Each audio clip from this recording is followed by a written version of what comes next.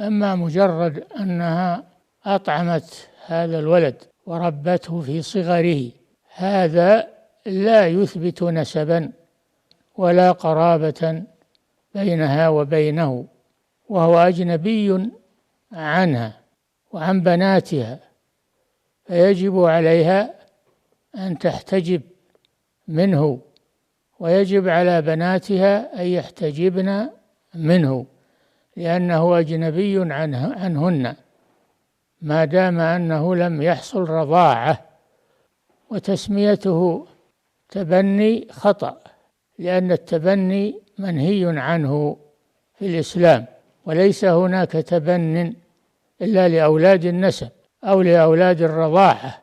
أما لو جرى بينه وبينها رضاعة بأن أرضعته 5 رضعات فأكثر، وكان ذلك في الحولين، فإنه يكون ابنا لها من الرضاعة، وتكون بناتها أخوات له، ومحارمها يكن محارم له، لقوله صلى الله عليه وسلم: يحرم من الرضاعة ما يحرم من النسب. وفي حديث آخر: الرضاعة تحرم ما تحرم الولادة، ولا يرثون من بعضهما، لأن الرضاعة لا تثبت ميراثا، وإنما تثبت المحرمية فقط، أما الإرث فهو خاص بالقرابة من النسب.